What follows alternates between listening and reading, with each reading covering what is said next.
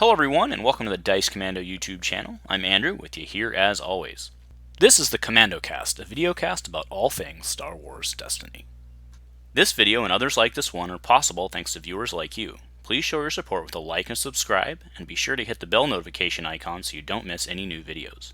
If you want to get involved with the channel, consider becoming a channel member. There are many benefits to channel membership, including access to our Discord, exclusive deck tech and strategy videos, and the opportunity to help create channel content. I want to sincerely thank all our channel members, as I truly couldn't do this without your support. You guys rock. Go Commando. Hey there, Star Wars Destiny folks. Welcome back to Dice Commando and the Commando Cast. Thank you very much for tuning in, and happy Destiny Friday. So kind of an interesting topic for today's cast. I want to discuss and debate, really, the question, is it time for us to stop printing points on our characters and our plots and instead go to like a database type system or a deck builder type system like we've seen X-Wing and some of the other games move to in the past? There are certainly pros and cons for each side, and that's what I wanted to dive into today.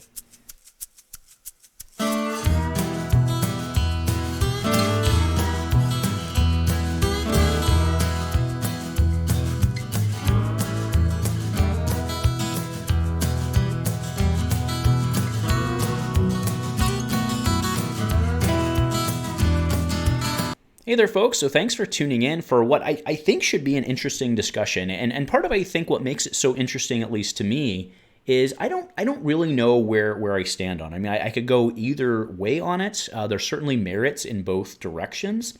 And probably where I stand on it flip-flops based on which side of the bed I wake up on, or, whatever metaphor you want to use. So, I acknowledge that there are probably some out there who are very emotional about it. Change is change, and it carries that, and like, it's a printed game, and we'll get into all of the back and forth. But something that sticks with me in situations like this is a quote by Fitzgerald, and I'll put it up and read it. "The test of a first-rate intelligence is the ability to hold two opposed ideas in the mind at the same time and still retain the ability to function." Right? So basically what that says is the ability to consider both sides of an argument and see the merits of both versus just saying "ah" or whatever, right? So what I'm talking about tonight is it time in Star Wars Destiny for us to stop printing the point values of the characters, the plots actually on them, and perhaps, maybe they would obviously live in a rules document somewhere so that paper players could look it up. And they would live in the DB, of course, so the players could build their decks. And that would basically be how we would do the point system. That's the proposal. Now where this is coming from is this was several years ago at this point. X-Wing actually did. X-Wing was a miniatures based game where it was a Fantasy Flights game. It was very similar in function, where they had cards that represented their minis. Everything was worth points. The upgrades were worth points, and you would build it out. And then if they needed to make a change to something, they would have a holocron document or a hyperspace document, or whatever they call it over there, very similar to our holocron or whatever, where they would plus minus points on it or do point changes and put erratas in there.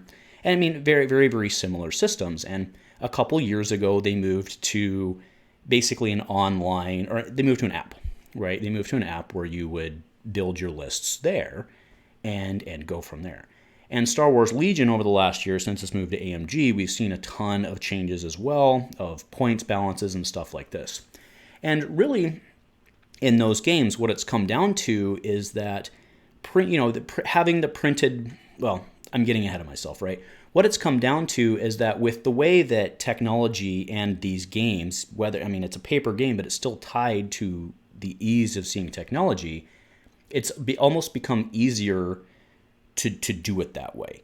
And it becomes easier from a couple aspects. Now, so those are the pros, right? The pros are that if they need to make ARH needs to make some small changes, like a +1/+1, instead of worrying about the fact that, Bo-Katan used to read 1316 and now she's 1417, right? But her printed value is still 1316.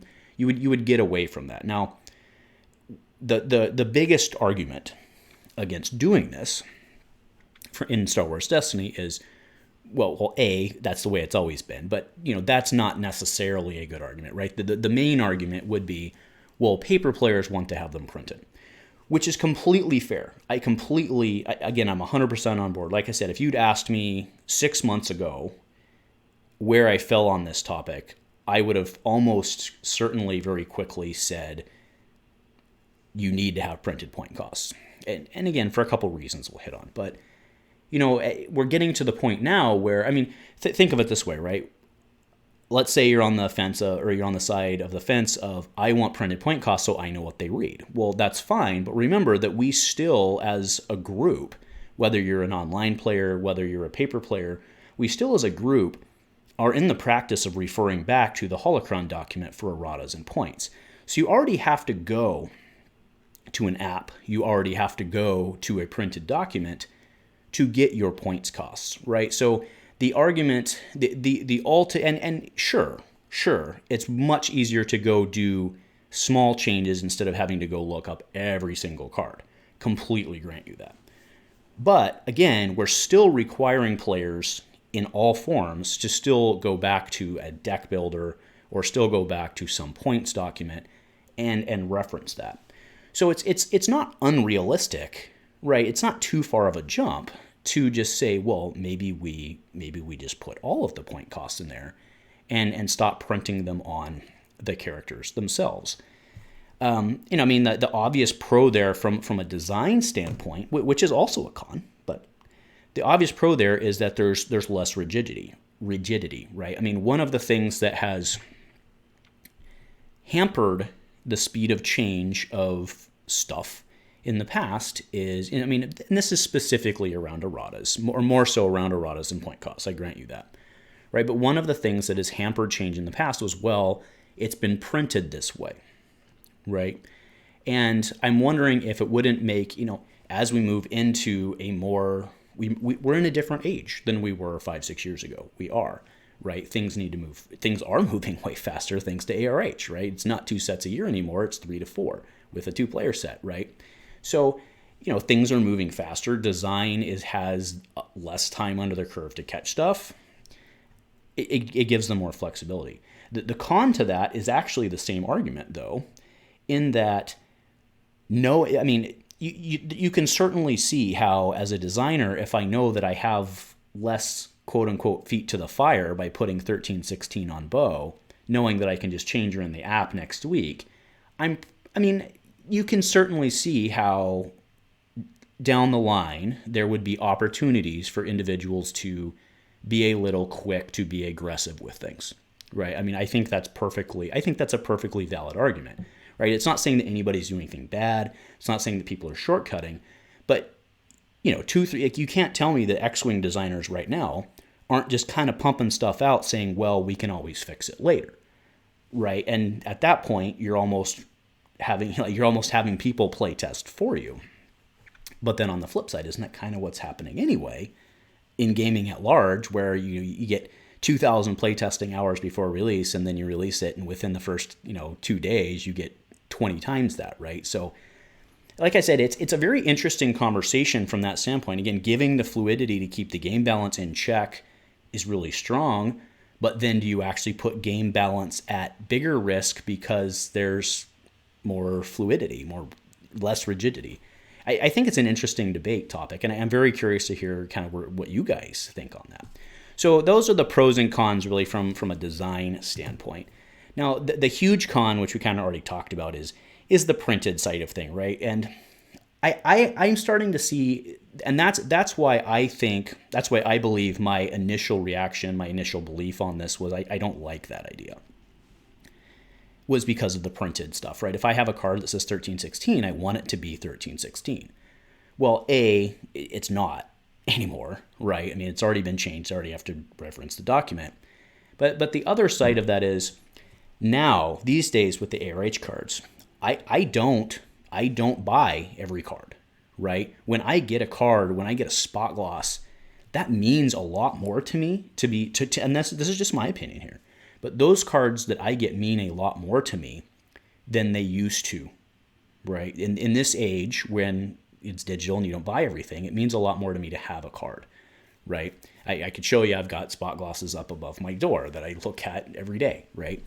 And when those cards change, that's kind of a feel bad, right? So you're like, well, I got this really cool Bo promo from the release event, and now it's off. And again, it's only 1 point off. I can go back to the document, but you see what I'm saying, right? It's almost like this circular argument. And I guess that's kind of what I realized was that it was like, well, I want these printed costs because, that's what it reads. But then when it doesn't read that anymore, that does kind of feel bad, right? And I mean, I will say when we got into this whole, the whole ARH era of things, I was very excited about the ability really to move those changes forward. And I think, and again, it makes sense because there's printed product and stuff out there, but I've been really surprised that even in digital form, that erratas haven't, like the card image hasn't been changed or updated with the errata, right? It does necessarily in the database, but the graphics team over in England, they're busting their, and I'm sure they're not all there, but that team over there, they're busting their rears to keep on top of it. I know they have a ton of work to do, but they could go back and update those cards, and the decision has been to not do that, whether it be a workload thing or whether it be a we don't want to change what's been printed, right? Because, there have been people who are, Kingwood and Aegis, and other Laser Gaming and other people, they print the cards, right? And if they then have to go back and print again or have other people. And so again, I get the whole logistics of it, but like I said, you're already changing it.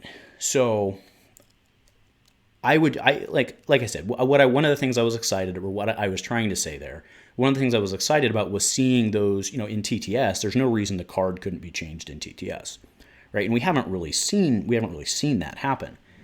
So again, that kind of undermines, like I said, it's kind of undermines that whole argument I've had of, well, you want them to be solid and printed so that they're right, but in many cases they're not, right? So yeah, I guess that's where I stand there. I mean, it's just, because we're not updating in the traditional, I mean, we're basically treating it like it is a printed product, which is fine. It's a good approach, right? We want to encourage paper play, so I'm on board with that.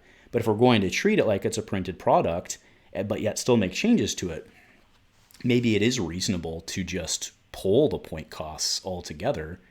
Let's be honest, even back in the day when we were all playing paper, most of us still built our decks on SWDB. Like, we didn't do that because of TTS. We did it because it was a great tool. So I don't functionally see much of a difference there.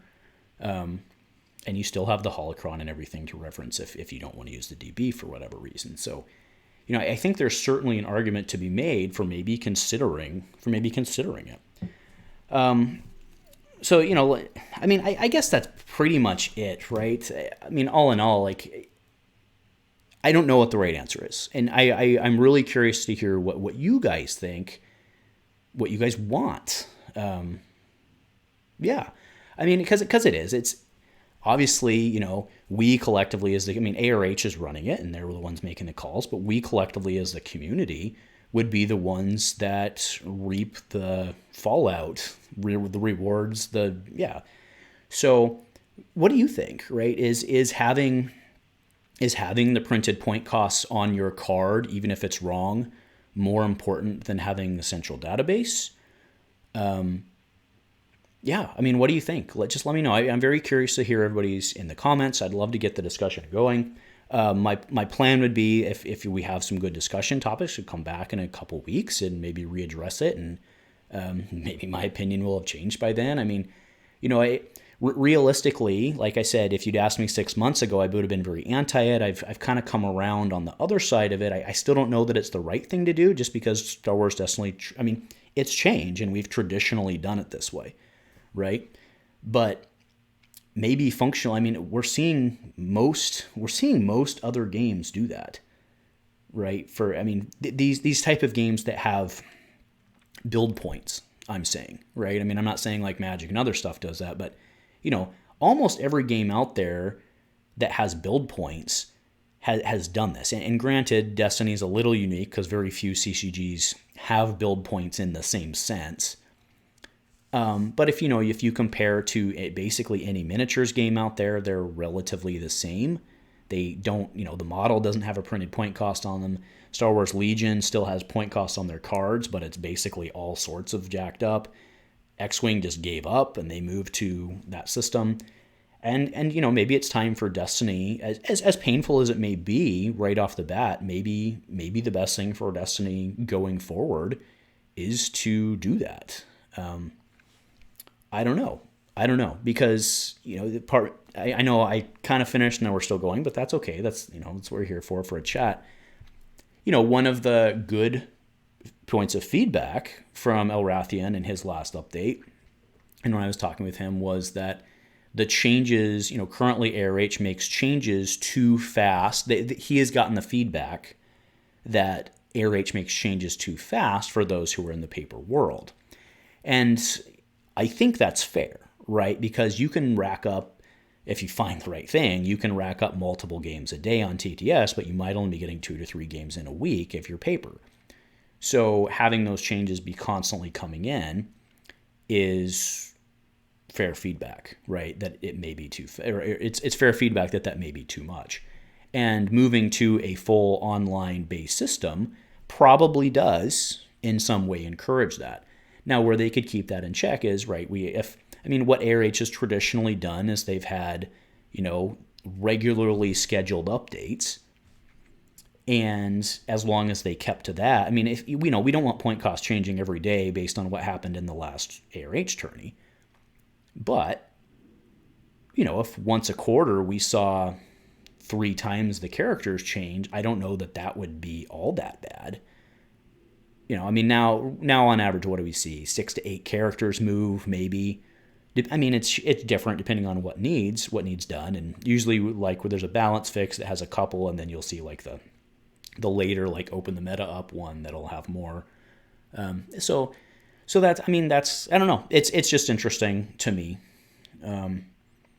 Because, I think, again, we have to go back and look at documents and use the apps anyway to check the points. So at what point do the points on the card still add value?